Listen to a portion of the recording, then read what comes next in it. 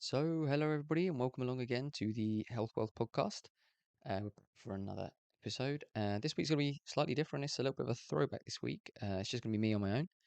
And Barry's unavailable this week, and we didn't have any guests in for this week. We've got some more great guests coming up, but for now, it's just going to be me this week. So I thought I'd just keep it short and sweet. I have a nice little short one for you, and I'm just going to run through some of the basic questions that we get in regards to, eating animal based and carnivore, and this kind of eating, this kind of lifestyle. Some of the questions people have come into it, whether it's issues that they're worried about or some of the things they might experience when they first get into it. So I thought we'd just run through some of those basic questions, give people a bit of an overview, and hopefully put some minds at rest in terms of some of the things get flagged up. As we know, eating this way is completely contrary to the majority of the opinions out there in the medical world and in the nutritional world and the food and drug industry and the governments and everything. We're pretty much going against the grain of everything. So obviously you're going to get pushback. You're going to be told certain things are bad about it and certain things are unhealthy. So it's just getting to the bottom of that, giving you the knowledge so that you are confident and comfortable in what you're doing, that you understand why you're doing it, and that you can, have the counter arguments to when people bring up these issues to you. So we'll jump right in. One of the first things I wanted to look at was cholesterol. This is a big one.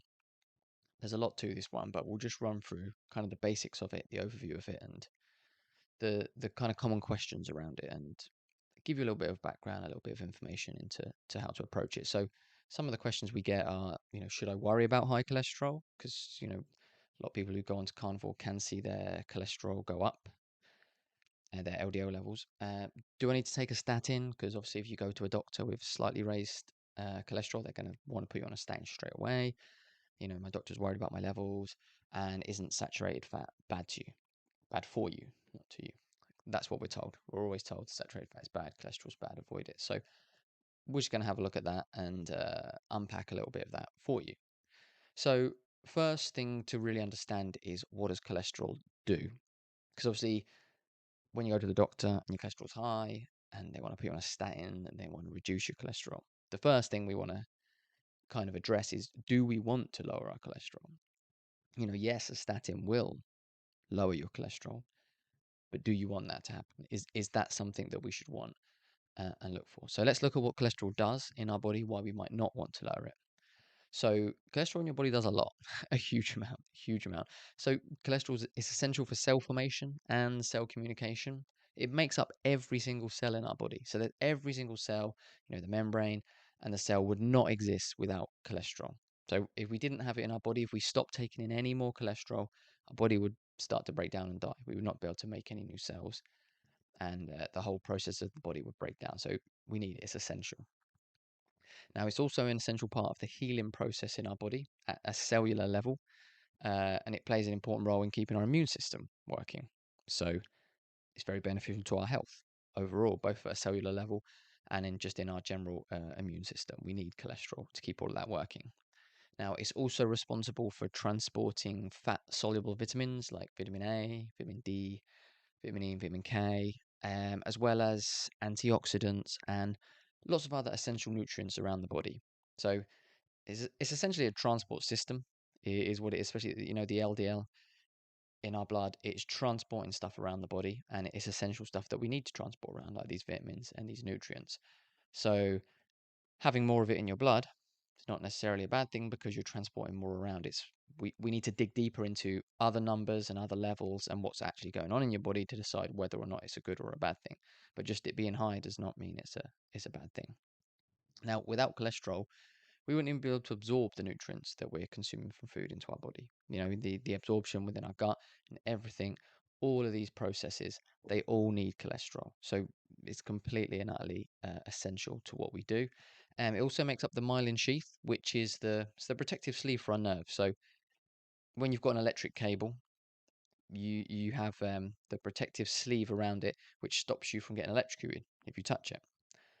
And essentially, that's what our nerves have. And essentially, it's electric signals going through our nerves. It's kind of the same thing as an electrical system, and we have that protective layer around them. And if that breaks down, then you can start to get all types of conditions with nerve damage and with the nervous system. And that is made up of cholesterol. So if you have low cholesterol, then you could be at risk of the myelin sheath breaking down and having complications with your nervous system. Now, all of our hormones are also made from cholesterol. So without cholesterol, we would not be able to make new hormones, and our whole endocrine system would just completely break down. We wouldn't be able to control them properly or do anything with them. So again, it's essential. It's not cholesterol is not something that, you take it or leave it. Could be good, could be bad. It is essential to everything that we do. Now, approximately 60% of our brain is made up of fat and cholesterol, and 80% of the cholesterol in our body is made by the liver. Okay, so only 20% of only 20% of the cholesterol in your body is actually from your diet. 80% is made by the liver. Okay, so why would our body produce such a huge amount of something that's dangerous for us? Okay, it wouldn't. That nature doesn't make stupid mistakes like that. Clearly, we need cholesterol, and our body makes 80% of it. So it's something we need. Brain is 60% fat and cholesterol. You need your brain to function. You need cholesterol. So it's essential. So we understand what cholesterol does. It's essential for us in so many different areas. So why would we want to reduce those levels? Why would we want to lower that? And if you can start to ask those questions, you can start to put your mind at ease. As soon as it's high, everyone starts trying to get you worried about stuff, but then you have to look at it and say, okay, well, cholesterol is essential. It, I can't do all these functions without it. So, why do I want to lower it? Now, an important thing to remember when it comes to the high cholesterol levels, we're going to talk a bit about the levels now in blood tests and stuff, which is normally when your doctor gets worried if it comes up. Um, Now, an important thing to remember is they want you within a target range for these levels, but we have to bear this in mind. This applies to all kinds of things, to levels of vitamins and nutrients as well as blood tests. Is these ranges are classed as normal, but they're not healthy. Okay, they get these ranges from just using I don't, it's like 1,000 or 10,000 people that come in, they test them all and they take the average from them, and that's the normal. But the people coming in for blood tests are not healthy people. They're unhealthy. So do you necessarily want to be in the same range as all these unhealthy people? Or actually, are you going to be healthier being outside of the range of unhealthy people? So that's one thing to bear in mind, is being outside of these ranges is not a big, scary, terrible thing. Sometimes it's good to be outside these ranges, and not with everything. We have to take, each level within, blood tests and levels in your body has to be, taken as an individual one, and then you have to look across the whole thing to get the full story. But, with a lot of them, the normal range does not apply to someone who is supremely healthy and eating optimally. So you don't need to worry too much about that. Really, the cholesterol levels of someone who's eating an optimal diet are returning to the levels that it should be for a human.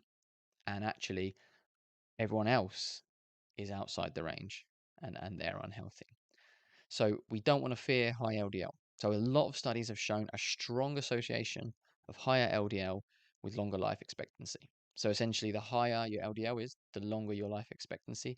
The lower your LDL, the higher your all-cause mortality.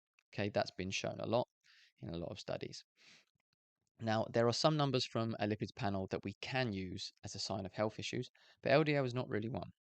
Okay, LDL we don't really need to pay too much attention to it.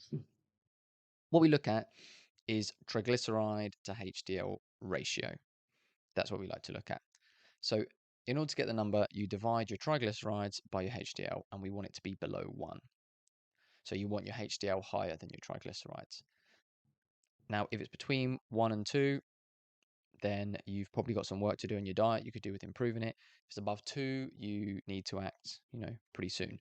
You're insulin resistant, more than likely, and probably a lot of other health issues that are going on inside your body. So you definitely want to take some action if it's up above 2. So that's really the main thing that we would look at on a lipids panel. But again, you have to take into account a wider picture. Just one number won't tell everything. So even, if your triglycerides are high and your HDL's low, yeah, you'd want to improve that. But in order to be able to say, okay, this is exactly what you've got, you're going to need to look at more numbers. You can't just take one number and say, this needs changing. So with LDL, we don't need to worry too much. But the one thing we can look at with LDL, if you want to, if you're concerned, if you have high LDL and you're concerned, you can look at whether you have pattern A or pattern B. So we have large buoyant particles of LDL and we have small dense. So you can get a test which tells you how many you have of each type, and you want the pattern A, so the large buoyant. The small dense are the types that you don't want, and we get the small dense when the particles are damaged, which normally will happen through glycation, which is increased blood sugar levels in the body, oxidation from seed oils, smoking, and inflammation. So when we're eating an animal-based, a carnivore diet, we're going to remove most of these causes. So we're going to expect to have more pattern A than pattern B, and that's going to be healthy for us. And being a higher LDL is not going to matter too much. Now, let's talk about saturated fat. Obviously, we're told to fear it. We're told it's terrible, it's dangerous. We've been told that for years. Now, as humans, we've always eaten fat, especially, early humans going back hundreds of thousands of years. Fat would have been a huge part of their diet. We would have been eating animals, as we discussed, that was the only food around, and they would have been fatty, and we would have ate the whole animal, the meat, the fat, and that would have given us our energy to live, to function, and to evolve to what we did. So we've always eaten fat. But what we need to eat is natural fats. So there are some fats you should avoid, which are things like seed oils, vegetable oils. These are man-made fats. They're not natural, and we don't want to eat them. But fats from animal sources, saturated fats, they're good. You can eat them. I mean, even fats like in avocado, let's just say if you eat that, for people who do include some plants, that's fine. That's good as well. It's natural, but it's the man-made ones that we want to avoid.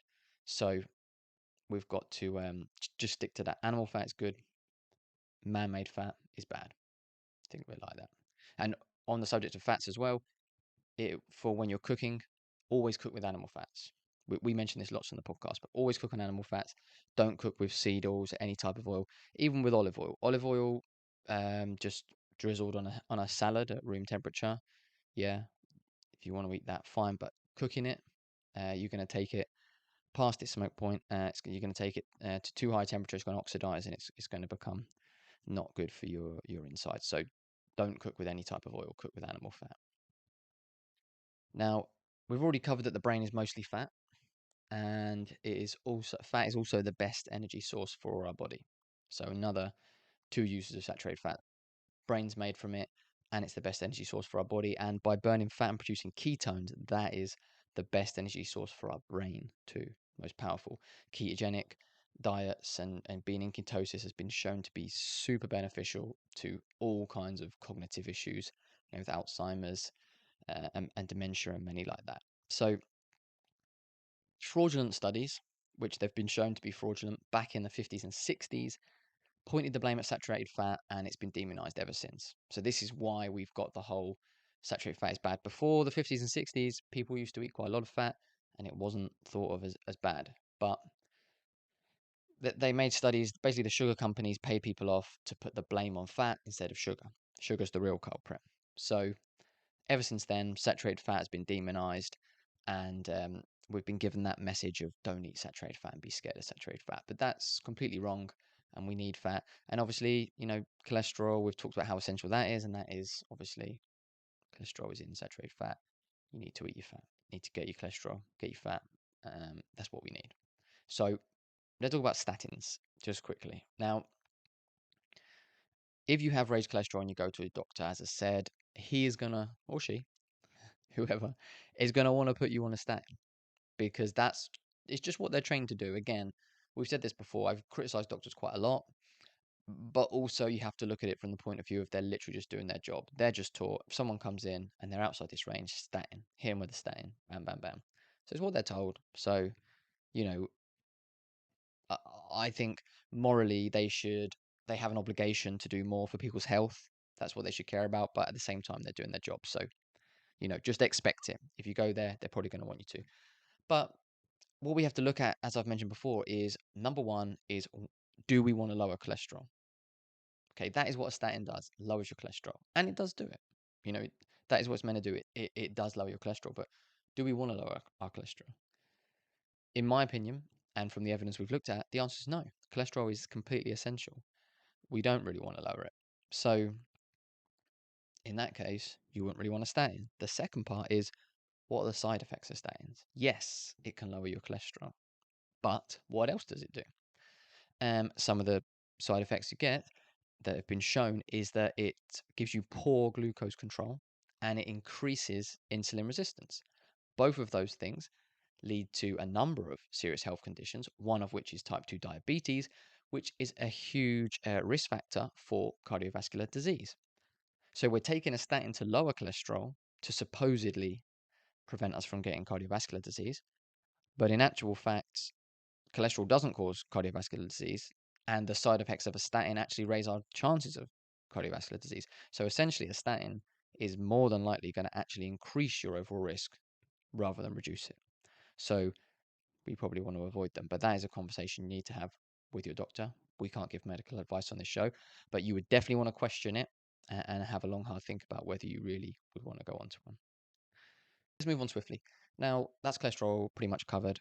As I say, there's tons more depth to it. There's tons more science you can really get into if you want to, and all the ins and outs and different research that's been done. But we're just kind of giving a basic overview of why you don't need to fear it and, put your mind at ease. So the next question that we get a lot, especially for people who are already kind of into their fitness and going to the gym, and their big question is, don't I need carbs for energy?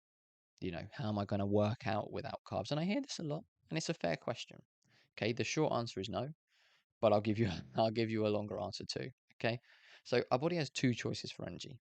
Now, it can burn fat, or it can use carbohydrates, use the glucose from it. So glucose from carbohydrates or fat. Now, what we use is dependent on what we consume and whether or not our body is fat adapted.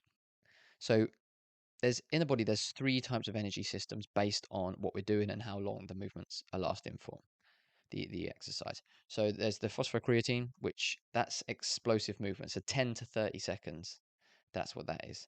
And glucose or fat is not used for either of them.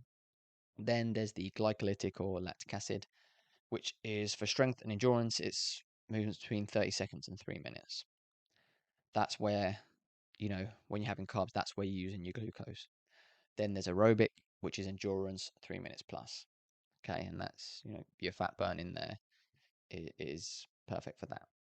But most people think that they can't do the glycolytic without carbs. Now, there's been studies where they compared high carb to low carb athletes and found that high carb athletes were able to perform much better in these type of environments. However, the studies only lasted for 3 weeks. Now, to fully adapt to fat burning, it takes at least 12 weeks to get your body fully adapted and up to speed. So that study's not really accurate because the people involved in it, they only started low carb at the beginning. So they've done 3 weeks of low carb, so they're not adapted. So we'd expect them to perform worse. So we need to look at longer term. And there has been studies on that, fortunately. So there's a study where they used fully adapted keto athletes, they're low carb, fully adapted to fat burning. And the results were very different. So they were able to form the same level as high carb athletes, and while also oxidizing fat at much higher levels. So there was no loss of performance.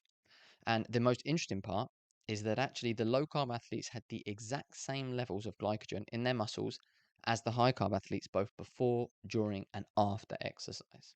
Okay, so they're not taking in any carbs, but they were able to have the same levels of glycogen in their muscles as high carb athletes.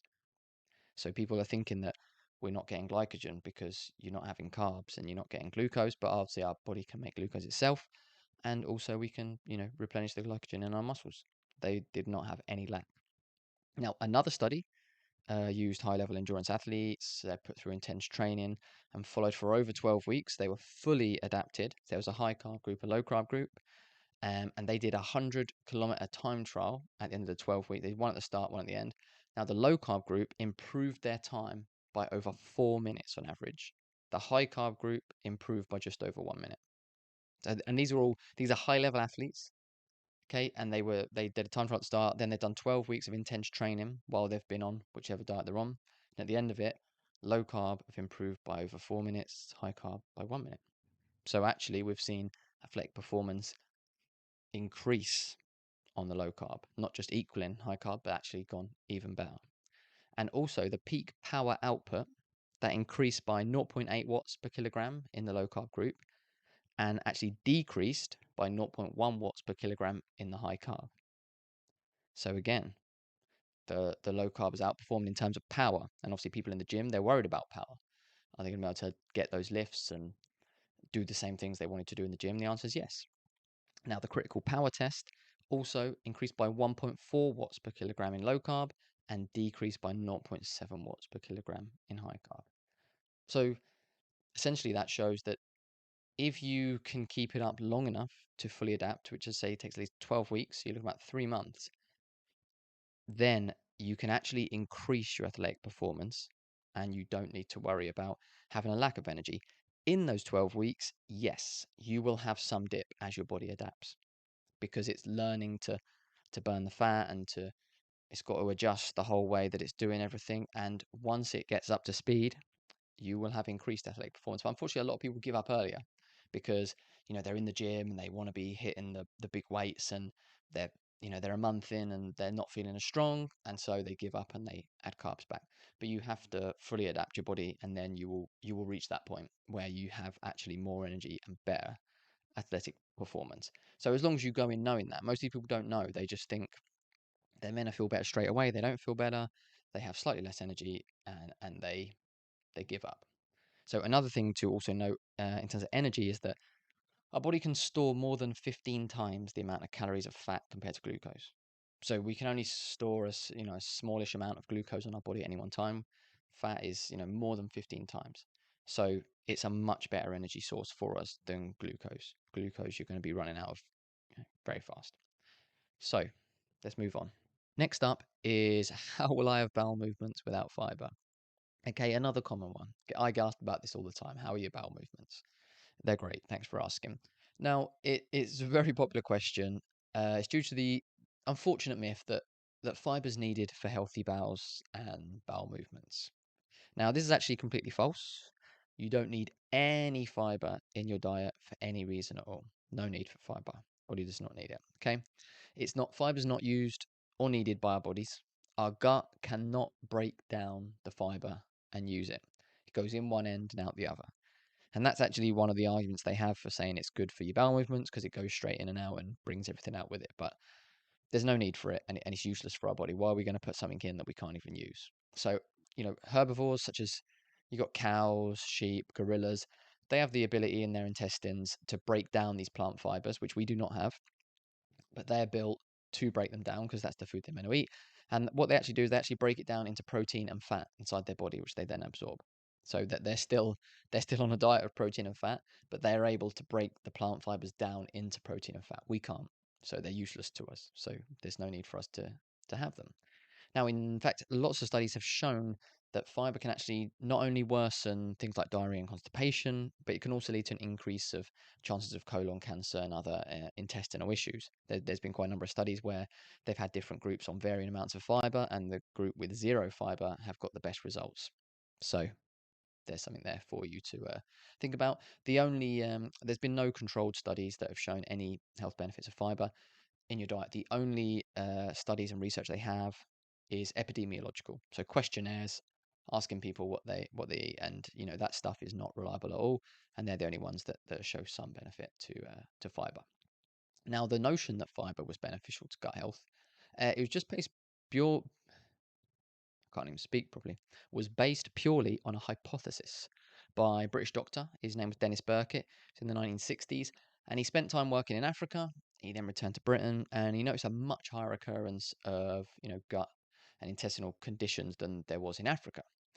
He hypothesized that this was down to the African diet being higher in fiber, and the fiber hypothesis was born. He wrote a book, and this view was basically just accepted, still is today.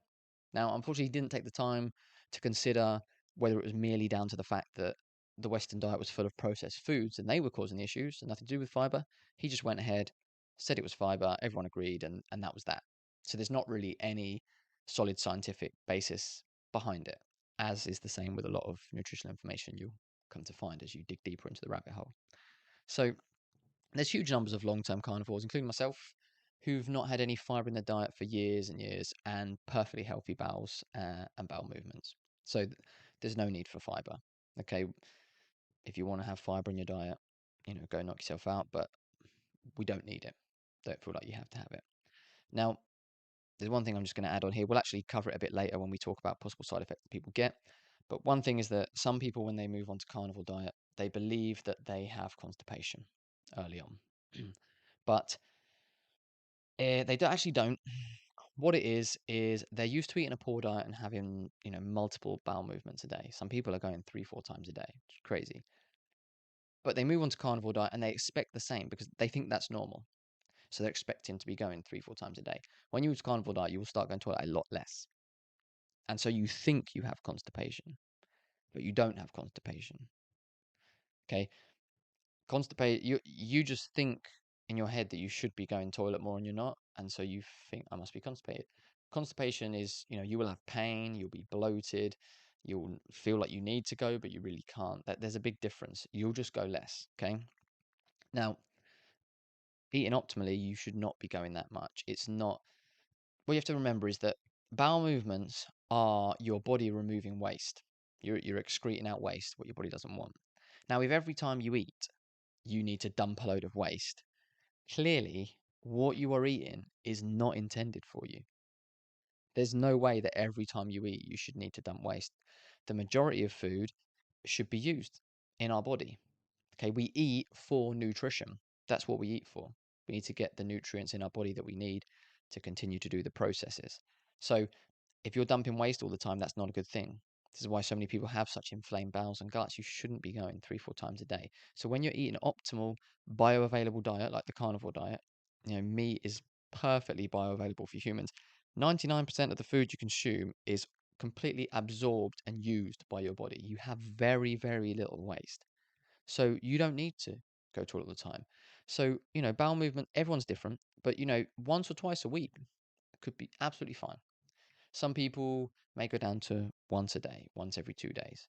I don't think anyone should be going more than once a day for sure. And even once a day, if you're on carnivore, seems like a lot because you shouldn't have that much waste because your body's using it. So that's just something for people to keep in mind. So if you go from a standard diet to carnivore, just remember that because you're going less does not mean you're constipated. You maybe just have less waste. So let's move on to the next one. How will I get vitamins without fruit and veg? Again, a reasonable question considering the information that's out there. But once we understand the truth about it, it's actually a, kind of a pointless question because, we falsely believe that fruit and veg are required for vitamins and minerals. But firstly, there's actually no essential nutrient in plants that's not in animals, in animal-based food. You can get every single nutrient you need in animal-based food. So animal-based foods are the most nutrient dense on the planet. They contain all the essential vitamins and minerals we need. Plants actually do not contain all the essential nutrients. So if you're on just a plant-based diet, you will have to supplement to get everything you need. On an animal-based diet, you do not need to supplement. Now, the vitamins and nutrients in plants also are actually not very bioavailable. That's due to, they've got phytotoxins, anti-nutrients, that the plants contain, which block absorption, and a lot of them are not in their usable form for us. So we're told that they have all of this inside, but how much can we actually use? And it's not much. So, for example, we're told to eat carrots, help your eyes and whatever. They supposedly contain vitamin A. Great, vitamin A is good for you. But they don't. They contain beta carotene, which has to be converted in the body to vitamin A, and the conversion is a pretty poor rate, and you will end up with not that much vitamin A from the beta carotene. Another kale, kale is marketed and sold as high in vitamin K. Great. Again, we need vitamin K. Brilliant. But vitamin K, kale is high in vitamin K1, but we need vitamin K2. So it's not actually a good source of vitamin K that we need. It has vitamin K, but the wrong type. So we have to understand that plants are actually not a very good source of vitamins and nutrients. Meat is a great source. There's also an incorrect assumption that meat does not contain vitamin C. which it does.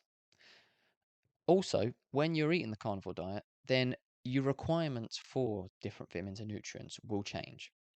I mentioned before about the levels, the blood lipid levels and the ranges that we don't really need to be in because they're for unhealthy people, classed as normal. The same is true with vitamins and nutrients. With vitamin C, for example, it's absorbed via receptors which also work for glucose. So if you're eating a high sugar diet, lots of glucose and high carb, they're going to be taking up all the receptors and you won't actually absorb a lot of the vitamin C that comes into your body.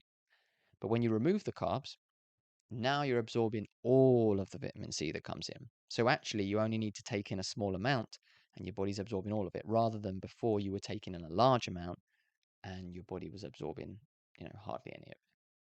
So these are just things that you need to understand and think about. So you can get enough. Again, plenty of long-term carnivores who have no deficiencies in anything. If you feel that you are maybe already low in nutrients and vitamins, you can incorporate some organ meat in to boost yourself. You can have bone broth, you can have some organ meats like liver and heart, and just have some of them mixed in with your diet to really boost you. But there's a lot of people on carnivore that actually don't even eat organ meats. They just eat good fatty meat, and they have no deficiencies. That's absolutely fine. But you have options if you feel that you need to boost your vitamin and nutrient numbers, that you can use organ meats. But it's not something you need to worry about. And plants are actually not a good source of nutrients anyway, so losing them is not an issue. Nearing the end now. Nearing the end. Don't want to go too long. So I thought I'd just kind of finish. That's kind of the main questions. I'm just going to finish by running through some of the side effects you can get while adjusting. We're not gonna stand here and pretend that the second you go to a carnivore diet, or animal based, that everything's going to be perfect and you're done, set. No, there's your body adjusts. You go through an adaptation phase. Your body has to adjust. You'll have to tweak certain things to get it right for you. And there can be some side effects that people experience. So the best thing is that you're prepared for them. Let's not pretend they don't exist. Let's prepare you for them. Say, look, this is what can happen. This is why. This is what you can do to prevent it happening. It'll only last for this long, and then you'll be good and on your way. So we'll just run through a couple of them. And a lot of these most people won't get, but some people will. So it's good to be prepared. So first one is diarrhea. So some people do get diarrhea at the beginning. Now, this can be due to your body dumping out a lot of the toxic foods that you're not having anymore. But the more likely cause is that it's you're not yet adapted to fat properly. And you've gone from probably consuming not much dietary fat to consuming a lot. And your gallbladder needs to bump up the amount of bile it's producing, because your bile is what absorbs the fat, and you're probably not producing that much because you're not eating that much fat. And now you're suddenly eating loads, and if you don't have enough bile to absorb the fat, it's going to go straight through you. So it could last sometimes just for a couple of weeks, and that is normally the issue. So you could either dial back on your fat and kind of gradually increase it, or maybe just when you first go in, do it gradually across a couple of weeks. Anyway, don't go straight in. That's probably the best way to do it, and just ease yourself in as your body adapts, because you're changing completely the way you're eating. Your body's set up doing a certain thing, you're going to completely change it. So it makes sense to just do it gradually. Some people jump right in and they're fine, but if you do it gradually, you can counter that. And as I say, it's normally only a week or two, the diarrhea. If you're suffering the diarrhea for longer than that, then you need to look at what else it could possibly be. But a lot of people don't get it. I didn't ever suffer with that. So constipation, and I already covered this one earlier, of course, under fiber. This is not really even a side effect. It's a side effect that people think they have, but they don't, because as I said before, it's just that you think you should go to the toilet more and you're not. And so you think I'm constipated, but you're not constipated. There could be, if you're really not getting much fat at all and you're getting really high protein and not much fat, potentially it could be that you need to up your fat level. But normally it's just the fact that you're not used to going to the toilet less. That's all it is. Next is nausea. Um, some people can get this, which is normally down to just your body's going through a drastic change in diet. So it's a big change. It's getting used to everything. It can also be down to dehydration. So when we eat carbohydrates, they cause our body to hold on to a lot of water. So this is one of the things why a lot of people can lose a good amount of weight very quickly the first couple of days, because it's water weight.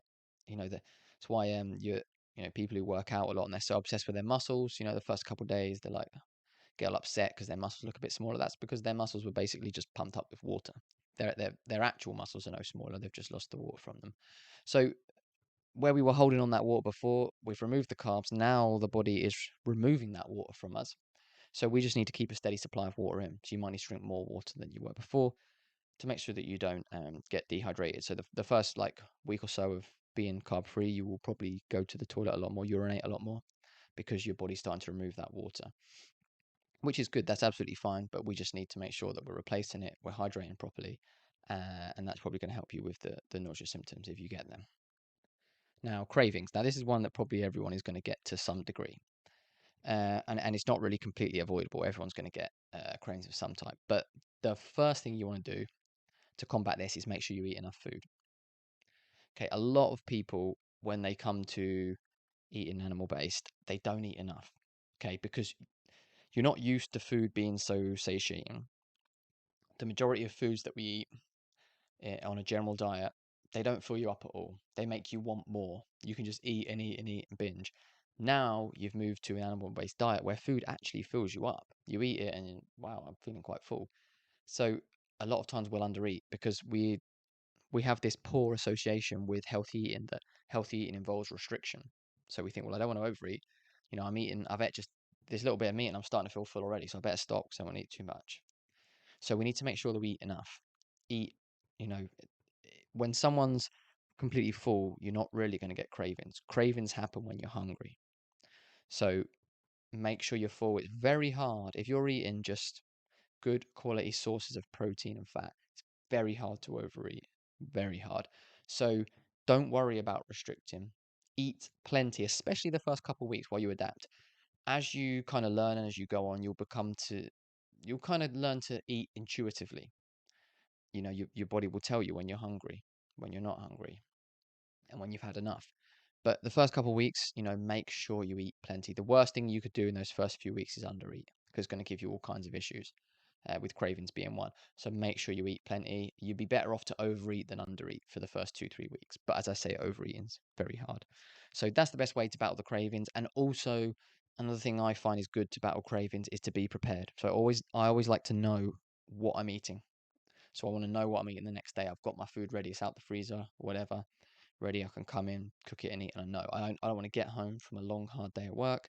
You're tired and you're scrambling around trying to find something to eat because you're going to go for the easy option, which is going to be sugary, carby, and you don't want to do that. And also, get all the carbs out your house. If you're going to struggle with cravings, get them out so they're not there. Be prepared. Have your meals ready. Get them done. Also, stress doesn't help with cravings. So if you can reduce the stress, and also if you can make sure you're exercising, exercise and moving and being active will help with cravings. Sitting around, being stationary, and boredom will not help with cravings. They make them worse. So being active will also help you with that. Now, another thing that people can get is leg cramps.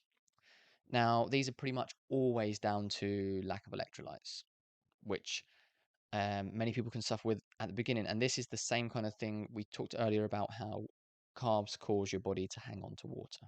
Okay, they do the same thing with salt. So once we remove the carbohydrates, our body will remove the salt. We'll start to dump much more salt in our urine. Again, which is fine. That's good. We don't want to hang on to salt.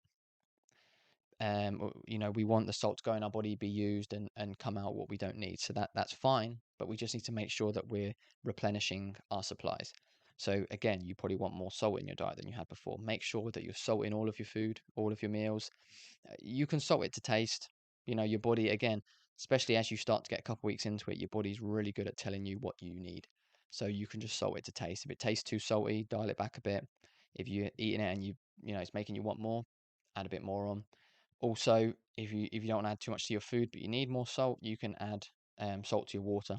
Drink some salt water, or get the little packs of electrolyte powder or something and have that in your drinks to keep your electrolytes up. But that is pretty much always the cause for leg cramps, which people can get at the beginning. So up your electrolytes, and you should be fine with that one. Okay, now bad breath. This one is not as common, I think. Not too many people seem to suffer from this, or maybe they don't even notice that they suffer from it. And this it'll only normally last for like a week or so. It doesn't last for too long. It's essentially once you remove carbs from your body, then you're using fat for energy. So your body's burning fat. When it burns fat, it makes ketones, which are a brilliant energy source. Especially for your brain that loves ketones, but excess ketones are actually the only type of energy that your body will just waste. With any excess, it will just waste and get rid of. The rest of your whether it's glucose, whether it's fat, your body keeps them, stores them, uses them for whatever. Ketones, it will waste through urine and also in your breath. Now, at first, when you're not fat adapted, you're going to have more wastage of these ketones you're producing. You're not used to using them, and more of them in your breath can kind of have a distinct smell, and you can kind of have bad breath with it. Again, it will probably only last for a week or so. You just make sure you drink plenty, stuff like that. It's just the tuning process. Your body's becoming a fine-tuned machine. Ketones and fat, the perfect energy for it, and these are just kind of the teething issues as it gets fine-tuned in. So don't worry about it too much if you do get that one. And then last one, heart palpitations. Now, this is again, it's mainly a low electrolyte issue. So if you feel you are getting heart palpitations, then make sure you're drinking plenty of water, getting plenty of electrolytes, get them in. There's one other thing with this one, which can be a reason for it, which is if you are on blood pressure medications, then for high blood pressure, when you go on to a carnivore diet and you remove carbs, your blood pressure is going to improve. Okay, people try and tell you that salt, we were talking before about salt. People try and say that salt is what gives you high blood pressure and you need to reduce your salt. Now, that's not true. It's sugar, it's carbohydrates that causes it. Um, Funnily enough, though, not really funny, but just part of it. Salt, um, where salt goes, water goes too. So the more salt being stored by your body, the more water, which increases your blood volume, which can increase your blood pressure. But the salt being stored is caused by the carbohydrates. We spoke before about how your body starts to remove all the excess salt when you get rid of carbs, which is good because when the carbs are storing that excess salt, which they shouldn't be doing, your body doesn't want to do that. That actually will increase your blood volume and your blood pressure. So, having salt in your diet is not the cause of high blood pressure, although salt is involved in the mechanism of blood pressure. But it's the sugar, it's the carbs which cause it. So removing them lowers our blood pressure. But if you're on high medication for it, you could get heart palpitations as a side effect of that. And what you need to do is speak to your doctor and reduce your dosage of the high of your blood pressure medications, because now you're on too high a dose because your blood pressure has improved with your diet. But that's something that you need to bring up to your doctor, speak to them about, and they can check your blood pressure and hopefully bring the dose down to whatever's necessary, and hopefully completely remove it if you continue on the diet and continue to improve it. So that would be the aim for that, and that is kind of, I think that will pretty much do me for today. I didn't want to make it too long. Hopefully that's answered some questions for people who are either thinking about doing a carnivore diet or an animal-based diet, or have started one and they've got questions about it. They're just some of the basics covered, which will hopefully put your mind at ease on some things. And I encourage you, whatever it is, look into it. Do your own research as well. Whoever says it, even with what I say, don't just take it as okay. He said that's fine.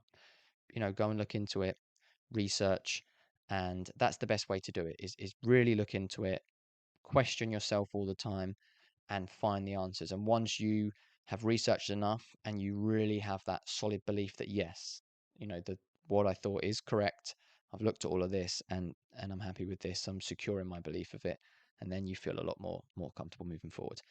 But that's going to do me for this week. I really hope that you found it helpful. We're going to be back next week with another podcast, which we've got plenty of guests coming up. Barry's going to be back as well. We got some great stuff in the pipeline. So I'll see you all then, and let's get optimal together. Hey guys, thank you so much for tuning into the show. I really hope that you enjoyed it. If you have any questions or topics you'd like us to cover on the podcast, or you'd like to appear on it, then please contact us at hwpoduk@gmail.com, on our website, which is healthwealthuk.com, or on any of our social medias, which are at hwpoduk. Please make sure you like, subscribe, share it with all your friends and family, and we will see you next week.